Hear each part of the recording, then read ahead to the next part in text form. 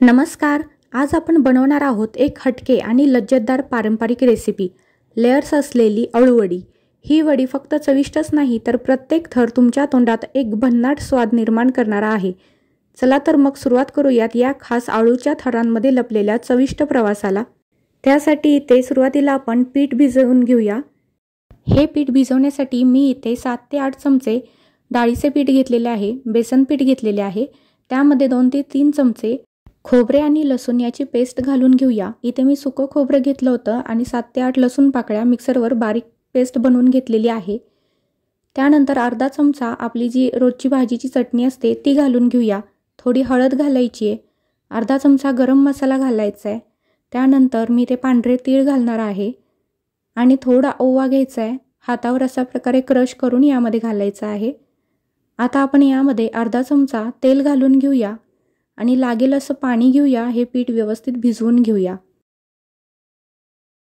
अशा प्रकारे थोडं थोडं पाणी घेऊन हे पीठ भिजवायचं आहे। जास्त पातळ करायचं नाहीये, जास्त घट्टही करायचं नाहीये, व्हिडिओत दाखवल्याप्रमाणे। आता आपण यामध्ये चवीपुरतं मीठ घालून घेऊया आणि पुन्हा एकदा हे पीठ व्यवस्थित हाताने मिक्स करून घेऊया। हे पीठ आपण अळूच्या पानांवरती लावून घेणार आहोत। आता अशा प्रकारची अळूची पानं घ्यायची आहेत, त्याचा पाठीमागचा देठ काढून घ्यायचा आहे। व्यवस्थित स्वच्छ अशी पाण्याने धुवून घ्यायची आहेत।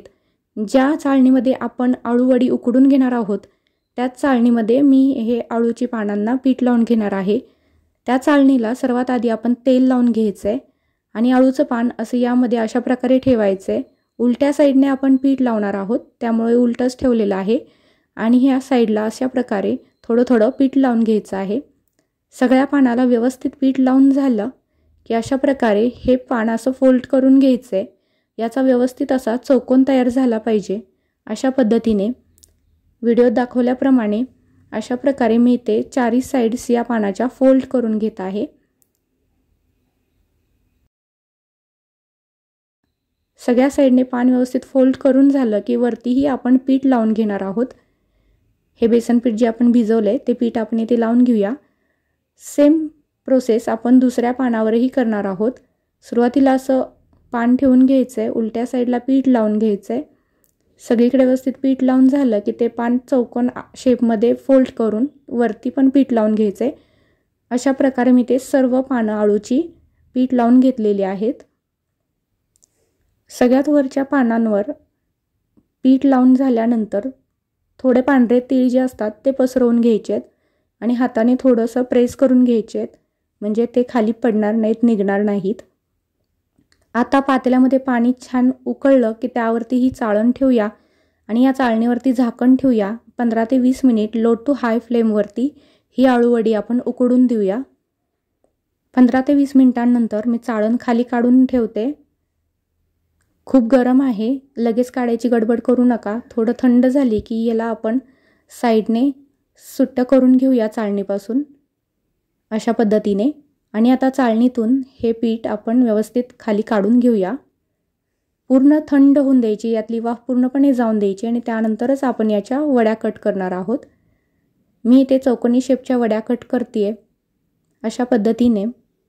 गरम गरम असताना जर वडी कट करायला घेतली तर ही पानं तुटतात, व्यवस्थित शेप आपल्याला पाहिजे असं मिळत नाही, त्यामुळे वाफ पूर्ण जाऊन द्यायचे आणि त्यानंतर आपण इथे ह्या वड्या कट करून घ्यायच्यात। हे पहा, व्यवस्थित आपल्या वड्या कट करून झालेत। लेयर्सही तुम्ही बघू शकता। आता या वड्या आपण तेलामध्ये तळून घेणार आहोत, ज्याने ही वडी छान क्रिस्पी अशी होईल। तेल छान उकळलं की मग आपण या तेलामध्ये या वड्या सर्व तळून घेऊयात।